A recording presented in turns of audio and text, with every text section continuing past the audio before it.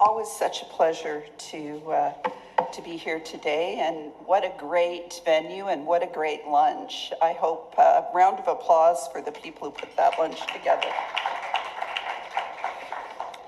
So I appreciate the kind introduction, and I'm sure it was said earlier, but I just want to reiterate, of course, that we are on the traditional territory of the Mississauga of the Credit, the Haudenosaunee, the Anishinaabeg, the Chippewa, and the Wendat peoples. And it's particularly important to us at the university formerly known as Ryerson, now Toronto Metropolitan University. We've really embedded truth and reconciliation as part of our journey, and it's definitely something that we embedded all the work we do at the Diversity Institute. And I know you've had fulsome discussions around issues of importance to economic development and social inclusion, so I won't take up your time with things that you already know about, but I think we're at a particularly critical juncture in our development as a nation where we've had a number of big shocks to the system. I mean, there was the murder of George Floyd, there was the discovery of the unmarked graves of children in Kamloops, there was COVID and all things COVID. We are now experiencing the delayed impact of the boomers like me retiring or dying. I want to do the first before I do the second, but the demographic shifts are quite acute. We've seen higher rates of immigration than ever before. And of course, Canada has a relatively good reputation internationally for those issues, but for those of you in the room who live in Toronto, I'm sure you shared my shame watching more than 100 asylum seekers sleeping on the streets. So lots of challenges that we're facing as a nation. And one of the things that is potentially part of the problem or part of the solution is, of course, technology. So we're going to have a very interesting discussion about trends and impacts of technology and how organizations need to respond and the implications for equity, diversity, and inclusion. And I'd like to invite the panelists to join me on stage, and I'll just give quick introductions to them as they come up. So our first panelist today is Anita Grant, who is a business consultant by day and a social entrepreneur by night, and a mother and a wife around the clock. It's true, that is your 24/7 job for sure. In 2020, she founded Hello Hair with a mission to rewrite the Black hair experience and support next generation through visual representation, education, and showcasing the importance of self-love through personal care. So is Anita here? Super. Round of applause. Our second panelist, the sound seems to be cutting in and out. Maybe it's me, I don't know. But our second panelist is Odoy Yemo. Odoy, are you here? Please join us on stage. She's a financial analyst, accountant, a professor at Humber College, as well as executive director at Realty Capital Management, and her background is in management consulting. Sorry, his background is in management consulting. Apologies, I should have looked before I read your bio. My notes are wrong. Our third panelist is Bunmi Makinde, who is an associate director with the Technology and Operations Risk and Internal Controls Group at BMO Financial. He is very experienced with technology and technology governance, risk, and compliance, and has a specialization in technology risk management. So I'm wondering if Bunmi can join us on the stage as well. And I do apologize, Odoy, we did meet online, and I knew you were not a woman when we met. Anyways, So, warm round of applause for all of our panelists before we get started. I'm going to ask them some questions. I'm hoping they will ask each other questions, but I'm really also hoping people in the audience may either contribute or ask questions. So why don't we start with all of you just giving a brief introduction and opening comments on your interest in this topic from the perspective of your work. You want to start, Anita? Yeah, so from my perspective of work, I am a business consultant, as you mentioned, by day. So we do support a lot of businesses in many different industries in helping them to accelerate their entrepreneurial goals. And we strongly do recommend exploring open innovation to actually help you achieve those goals, specifically knowing that many founders do have limited access to funding. So open innovation really just provide new opportunities for them to actually achieve their goals. Thank you. And Odoy, you want to introduce yourself? Well, thank you very much for having me here at Friends of Africa, organized by CASA Foundation. I'm always excited when I'm invited to attend events like this. In my field as a chartered accountant and also a management consultant professional, we are currently seeing that globally, digitalization is where the world is heading towards. And so in order for us to move forward, what we have done is to do a lot of research and go into companies to help them mobilize and synergize their system, to help them move from the traditional way of doing things to getting things done digitally, which is faster, especially with the pandemic that happened recently. A lot of people are working online, and the way to go is to work effectively through digitalization and transformation. Thank you. And I have to say I have MBA envy because he has an executive MBA from Harvard and I don't. Bunmi, did you want to just add to the introduction about you? Yeah, I also have a background in the consulting as well.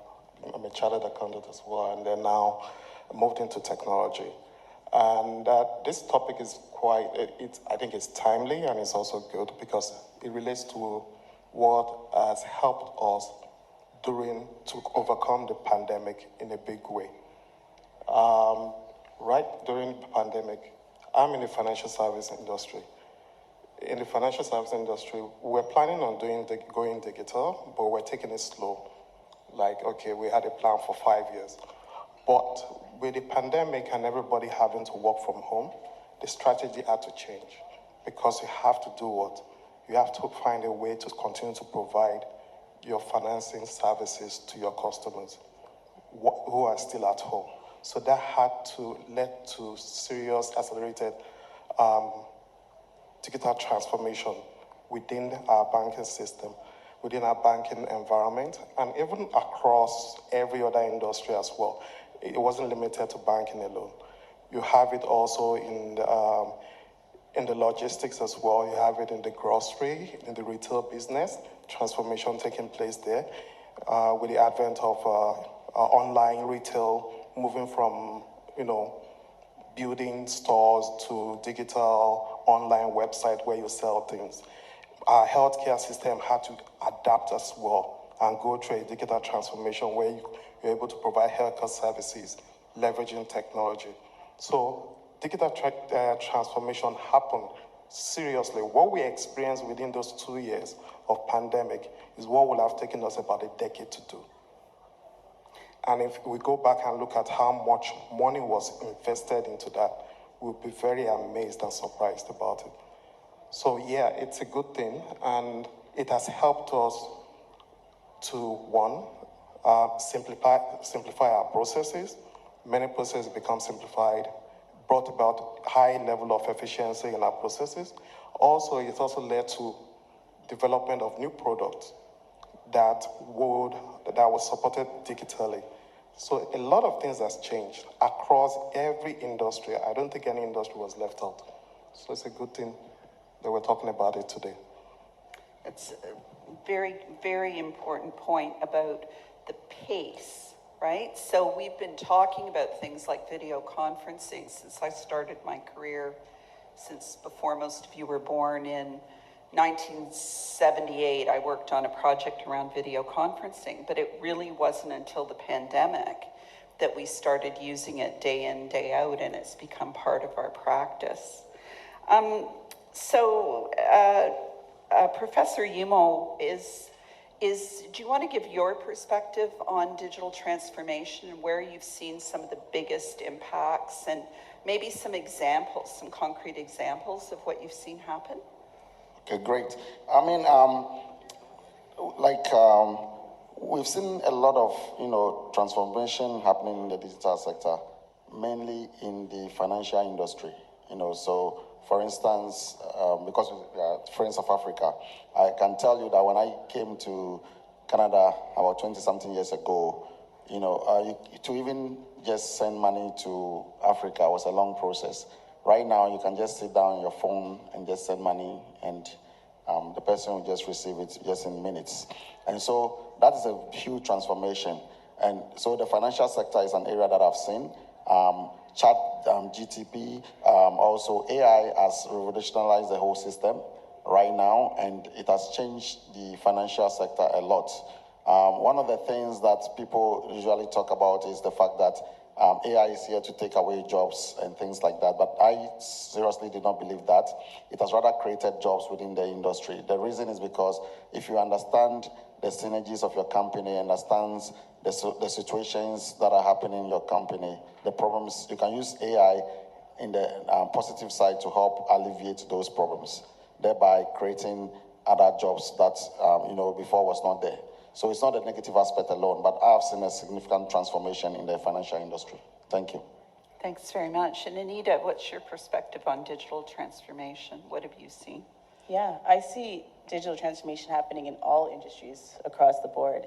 And you'll see, especially for entrepreneurship, they're always looking for a space or if they have a business idea, whether it's in beauty, whether it's in clothing, it's in retail, they're always looking for ways to explore a tech component of their business. You'll see a lot of funding supported when you have a tech component, and it's primarily because of the scalability when it comes to technology, right? Being able to be in one place, but able to target and to connect with so many people globally. You've seen there's diminishing of borders when it comes to doing business when you are adopting digital technology. And I do think that's an important point, is what we saw during COVID, and I know the women entrepreneurship space best, but we saw people going from serving, 6 local retailers in their neighborhood to serving 60 around the world because there were opportunities. Now, there were challenges as well with logistics and access to raw materials and so on. Nevertheless, I think it did open up people's eyes to the possibility of export and going global. And, it's not true of other countries. Nigeria, for example, is way ahead of Canada in terms of entrepreneurial culture. But people often say in Canada, we tend to be a little timid about going global. We don't think big enough. And certainly, I think COVID and the transformation that came led a lot of people to experience growth way beyond what they ever would have expected. Absolutely. And so I'll get you to lead on the next question and talk about how organizations are coping with this transformation from an organizational perspective. What are the things that they have to think about in ensuring that their organizational structures and strategies align with their digital strategies? What are you seeing in terms of workforce, skills, development, and so on? Yeah, so with digital transformation, I think even just determining the right talent pool, you can really use technology to do so. There's a lot of softwares that really going to tap in beyond the resume, right? The resume is so high level, you don't really understand an individual, but when you're using technologies like AI, or you're testing soft skills, you're testing personality, you're really able to find the right fit when you're trying to grow your workforce and your talent. So using technologies as such to do so can really accelerate and save you a lot of time when it comes to hiring, because that's a huge cost for a lot of organizations. So just implementing softwares in those spaces. And do you see any challenges in terms, we've often talked about, it's one thing to have technology, it's another thing to change behavior, because lots of people like to talk about innovation, but they don't actually want to do anything different. And I can relate to that. I feel my brain's full. I don't want to learn anything new. But have you seen, how easy has it been for organizations to implement these transformations? Any tips you have for organizations that are stuck? Tips that you have for stuck. I think honestly, when you find the right technology, it's actually a lot more easier than it is difficult. A lot of the challenges that we are experiencing with doing things in an outdated way without using any type of technology is actually slows down the process. But if you have the right team and the opportunity to train them correctly, they will find that once they get over that learning curve, the technologies in software that they're using will actually make their day-to-day jobs a lot easier. Example, ChatGPT, or any business solution, any AI automated business solutions, anything that you can do that's more tedious and you can automate it through technology allows individuals in your organization to focus on the things that they truly do enjoy, and using technology for the more mundane, the more repetitive type of tasks. Are there additional comments on sort of secrets or strategies around digital transformation that you two would like to add to these comments? Or where do you see resistance? Have you seen problems? And is there a downside? I mean, I think about ChatGPT, for example, and my daughter works in a big consulting firm, and I didn't know this, but she told me that if you use ChatGPT, for example, if you're a consultant to write a report, you don't have the IP. ChatGPT has the IP. So I'm wondering if you've seen any issues emerge that require particular attention with this digital transformation. Professor? Yeah, just a quick one. That's a quick comment. So, of course, I mean, with the implementation of digitalization and things like that, transformation, there's always the security aspect of things. So, if you are looking at huge data management of data and things like that, you need to be able to have a security in place to ensure that people's data or individuals that you have their data or even corporations data are kept in a secured format. Otherwise, if a hacker gets into it, cybersecurity has to be one of your key things on your head. Otherwise, you're going to find yourself wanting. And so that's the only part I look at. There's also the governance part as well. So in certain jurisdiction, you can't just go ahead and implement certain technologies. You have to go through the governmental processes, and sometimes they block it. And also, if I want to relate it to African countries, for example, you go into an industry, you're trying to revolutionize that industry with digital transformation, but individuals or certain managers will try to block you from doing that because of their own selfish interest. And so sometimes education has to happen, continuous education in that field, and also looking at cybersecurity is the area that we need to take serious attention to before implementing these strategies. Thank you. Yeah, that's super, super important to think about. And Bunmi, how about you? Yeah, I think there are challenges, and the challenges you can look at it from different environments. The challenges in these environments will be different from back home in Africa. Here, what we faced in the last couple of months when we went about aggressive digital transformation was resources. Skilled resources became scarce. And as a result, you find out that IT guys were earning a lot of money because they were in short supply.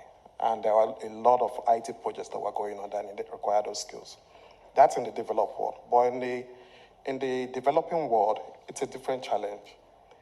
For you to be able to leverage the full benefits of digital transformation, you have to have the infrastructure in place.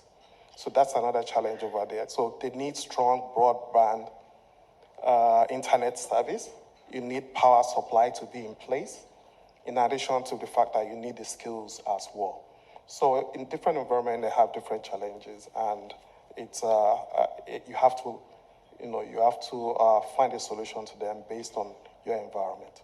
Yeah, and I think just building on that, as you become more dependent on technology, you become more vulnerable. And look what happened to Laurentian Bank, right? Their networks were out for 5 days, and now so is their CEO and the chair of the board. So I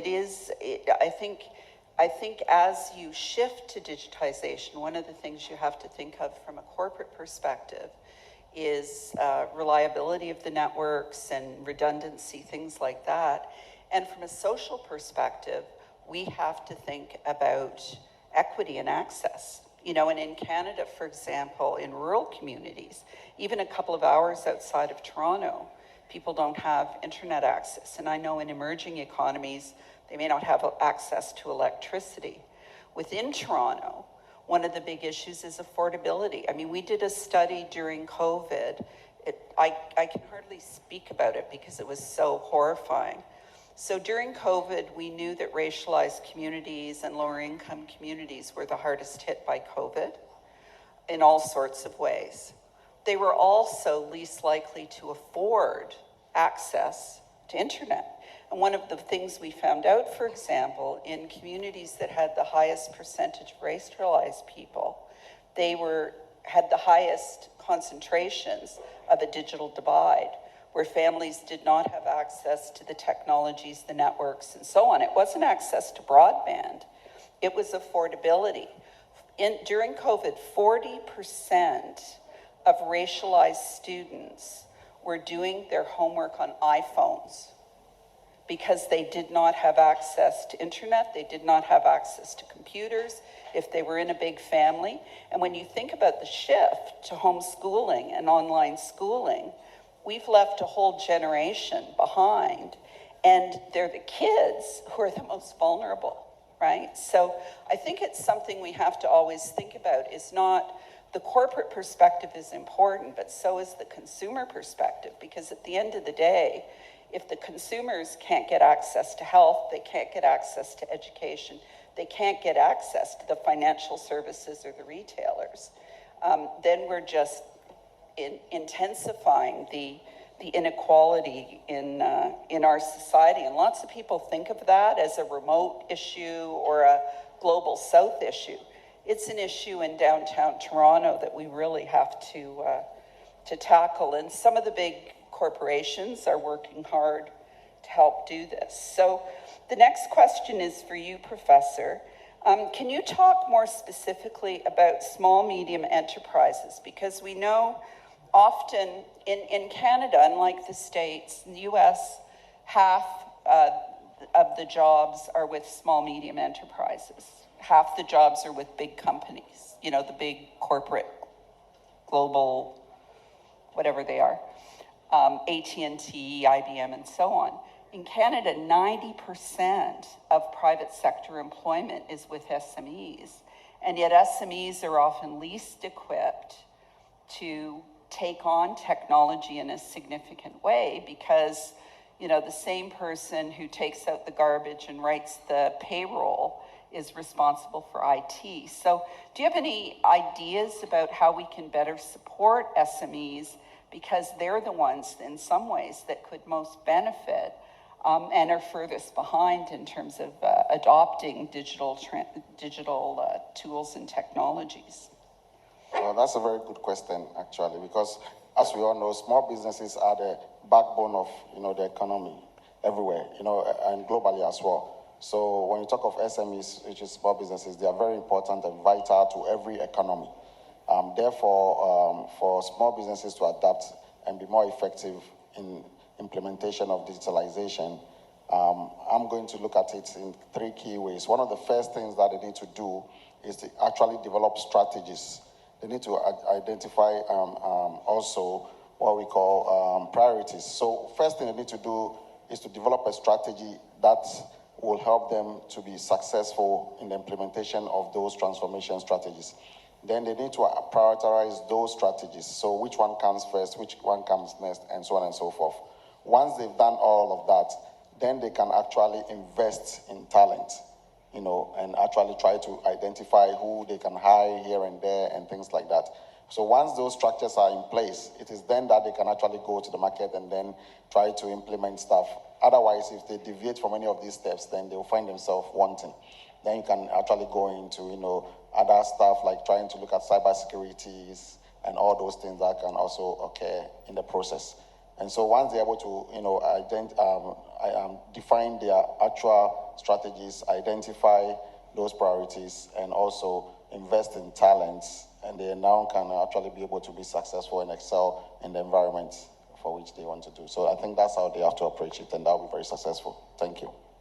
And it's interesting. I don't know, how many people here have heard of the CDAP program, Canadian Digital Adoption Program? Only a couple. So any who are in small business need to know that you can get free stuff, you can get a free grant, you can get a free youth to come and build something for you.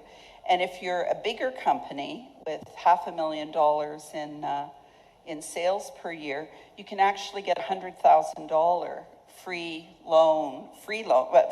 interest-free loan from BDC. So the Canadian government has really, really prioritized digital adoption in SMEs because they know we're really far behind. And because, as you said, SMEs are the backbone of the economy. Other comments or things that you've seen with SMEs that either can advance their adoption of technology or present barriers? I think one thing that happened also during COVID is that the growth in third-party service providers in the technology space. And that's where small businesses can take advantage of it. There are different services they can provide to you based on your size. You don't have to be a big. There is software as a service, there is application as a service, there is infrastructure as a service. So you can pay as you use. So that alone helps to help small businesses to leverage and imbibe digital transformation into their process. So just for example, the accountants here will know, if you need to, you can subscribe to QuickBooks to help you maintain your books, right? You can subscribe to any other system that you need that applies to your area and pay as you use. You don't have to invest a lot of money buying a server, getting an IT person to take care of it. Everything is on a pay-per-use basis. Yeah. Such a good point, such a good point. Yeah, and if I may just add, collaborating, working with others to be able to create some of your digital technology.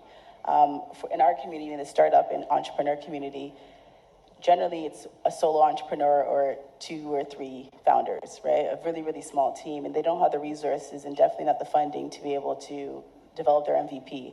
So we encourage them to collaborate with universities and colleges to help but develop their digital technology. And by doing so, the moment that you engage with a university or college, your team has grown from 1 to 2 to potentially 7 to 10, right? That offers 10 new perspectives, 10 new approaches, access to new networks, and potential for global expansion. The team could be so diverse that there could be an individual that has experience in Africa and sees your solution, your product, and say, hey, there's a market out here. But you wouldn't have known that had you not collaborated or opened yourself to network and work with other people. So right off the bat, you're saving costs, you're increasing your creativity, you're getting access to new markets and potentially new market expansion. So there's so many opportunities to accelerate your growth in your business by collaborating with others for gaps that you may not have or you don't have the resources to do so, they can fulfill that for you. Such a good example, and Edmund from the Diversity Institute is here. Wave, Edmund. He can tell you about the Student Workplace Placement Program, but again, the Government of Canada has provided a lot of subsidies. Like, I don't know if people know, but you can get a university student for 4 months, and they will pay 75% of the costs if that youth is from a racialized community, Indigenous, and so on. So think about it, $2,500, and you can get a computer science grad or a business, fourth-year business student to come in and actually set up your CRM. Because how many people here have used Salesforce, for example? I don't know if there's anyone from Salesforce. If there is, forgive me. But we introduced Salesforce 5 years ago.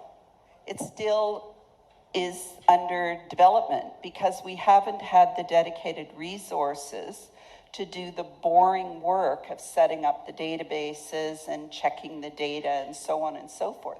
So think about getting a university student in to do your customer resource management, your accounting system, your retail framework, setting up your databases, your social media, et cetera, et cetera. There's a lot of support for hiring young talent, and from my perspective, it's win-win, right? Because you get a resource at a fraction of their value, and they get really important work experience. So thank you for bringing that up. And there's also money for research and development, where again, you can partner and get funding from the government for research projects. So I think, Olu and I will talk after this, but I think it's really important for people who are in the small business space in particular to really understand how to navigate some of the free stuff that's out there, because my guess is lots of people don't know about where the opportunities are.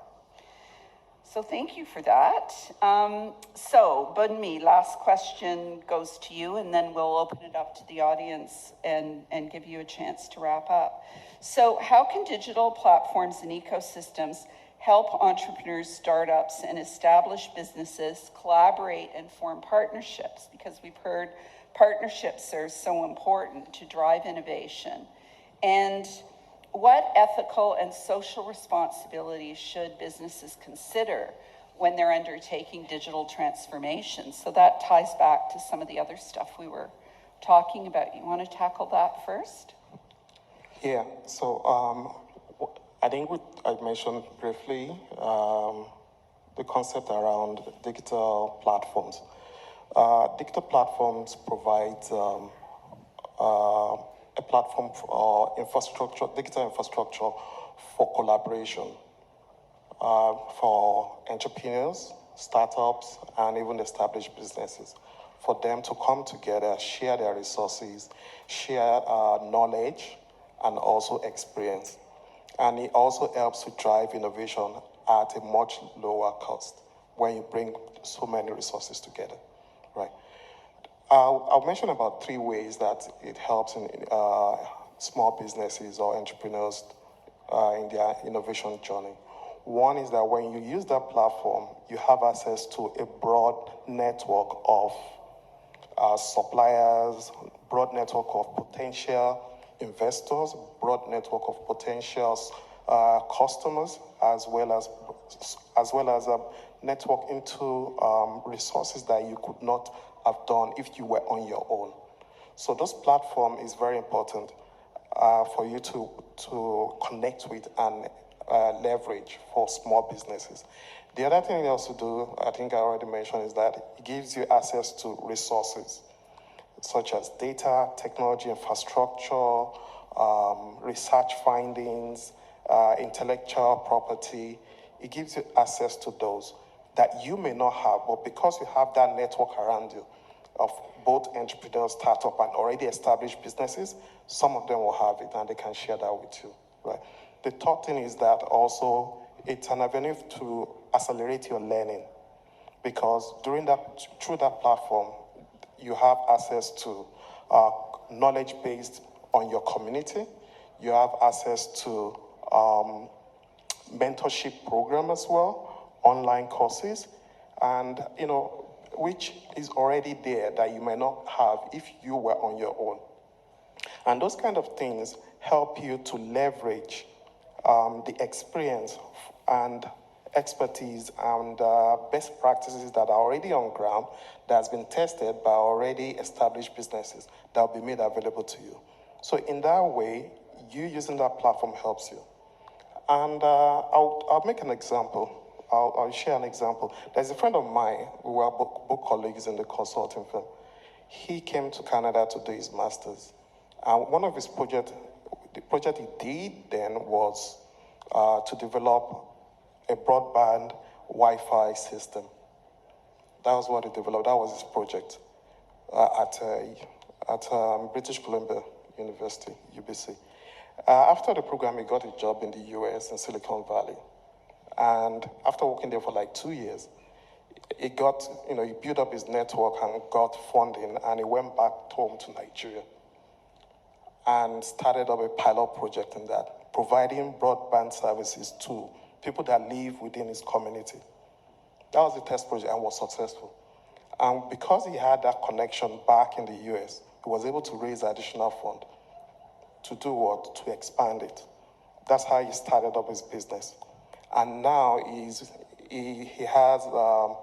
able to provide that service not just in his own community, but across 2 or 3 different states right now, and even in other West African countries, 2 other West African countries. But where I'm going to is that he didn't stop there. He started sharing his own experience of how he did it with other young startup groups. Right. And not only that, he was even investing in their own startup and then share how they could raise funds in Silicon Valley and take them back to Silicon Valley. So taking them back there, helping them first is to build confidence in the investors by saying, I'm ready to invest in this. And I believe in what they are doing. And as a result now, he has helped about 2 or 3 different fintech startups. And that's a good example of leveraging digital platform, because he's forming that digital platform around himself to help others, build up and scale up. Such a great example and such a good lead into a commercial for the CASA Foundation and the work that Olu's doing through the Black Entrepreneurship Strategy. And I'm sure when Rustam speaks, you'll hear more about other pieces of that, like the Federation for African Canadian Economics. There's the Women Entrepreneurship Strategy and the Women Entrepreneurship Knowledge Hub. One of the nice things we're starting to see in Canada is the development of exactly what you describe, intentional efforts to build the ecosystem, to recognize that, high tides raise all ships. And rather than encouraging, obviously people are competitors, but if you think of yourself as part of an ecosystem and lift as you climb, you can have transformational impacts. Any other comments on that before we go to your closing remarks? Anita? I would just echo my fellow panelist here. But the quote I like to use is, we go fast alone, but we go far together. And through collaboration, we're seeing a shift from competition to collaboration. And an example maybe is, when you think of Baskin Robbins, it's ice cream. It's not digital, but Baskin Robbins, I don't know if you know, but if you have a recipe, a golden ice cream recipe, but you don't have the space to manufacture, they allow individuals and small businesses to come into their space to develop their own ice cream, right? So years ago, that would be considered competition.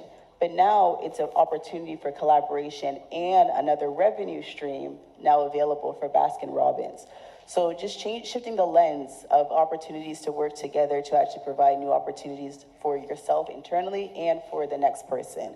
You're seeing that a shift in a lot. And with technology also, there's not a lot of new technology, right? There's a lot of things that already exist. It's hard to create a patentable technology. So exploring different ways to license other people's technology and other people's patent. There's no need to reinvent the wheel all the time.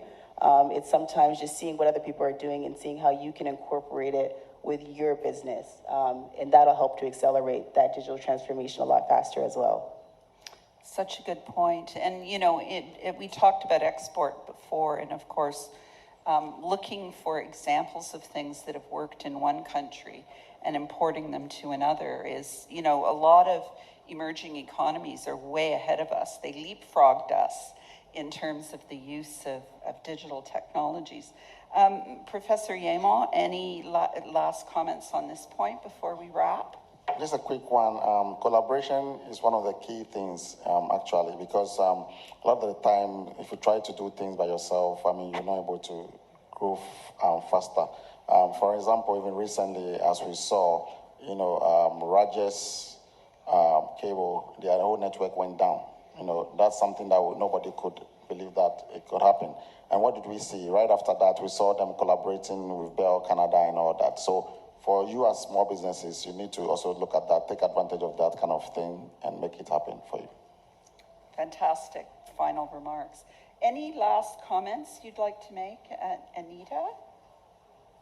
I just wanted to share in regards to the information and resources. For those that aren't aware, I am a part of Haltech Regional Innovation Center, and we are one of the regional innovation centers across Ontario. There's 17 in total, and we support you at any stage of your business. So on the topic of getting access to different resources, getting support, getting introductions to advisors, or getting introduction to industry experts, having access to those type of resources can change the trajectory of your business.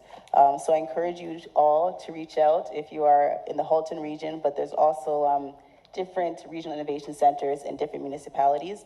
So checking that out and seeing what's available, because they're all free resources that everybody should be taken advantage of and have access to. Great point. Budmi, any last remarks before we wrap up? Yeah, I would just encourage anyone that's going into startup or entrepreneurship, just leverage technology. Don't be scared of it. Just get the right people to advise you on what options do you have. And there are options out there that would meet your need, and you can scale upwards as you grow. And he didn't do a pitch for banks, but I have to say, if you're a small business, developing a relationship with your banker, so critically important, because they can open doors to more than a bank account or a credit card or a loan. Last word goes to you, Professor. Yeah, thank you. So digitalization is where the world is going, whether we like it or not. And so that's why the government of Canada, they're doing a tremendous job by coming up with the adoption program that you said. And so I encourage everybody to take advantage of that, so that you can get yourself online. Nowadays, if you're a small business and you mention your name, the first thing somebody asks you, or anyone will ask you, is, do you have a website? Is it interactive? Are you on social media? So you need to get yourself involved and try to evolve and digitalize yourself. So that transformation has to happen. And so one of the ways for you to make it happen is for you to take advantage of these government grants that are out there, so that you can get yourself out there to be successful. That's it. And thank you for ending on that. The other thing, and I don't work for the government of Canada, but I do know what our government is doing compared to other governments. The other thing they're playing a bit of catch up on, but now is getting embedded in government as well as large corporations, is supplier diversity and procurement programs. The government spends $22 billion a year on contracts and services, and a lot of people don't think of those as contracts or services they can provide. But it's not just building battleships and aircraft, it's selling chairs and catering and uniforms. So that's the other really important strategy that I think small businesses need to consider. So thank you very much, all of you, and I'm sure the audience will have ample opportunity to speak to you, but I realize we're out of time, so thank you. Thank you.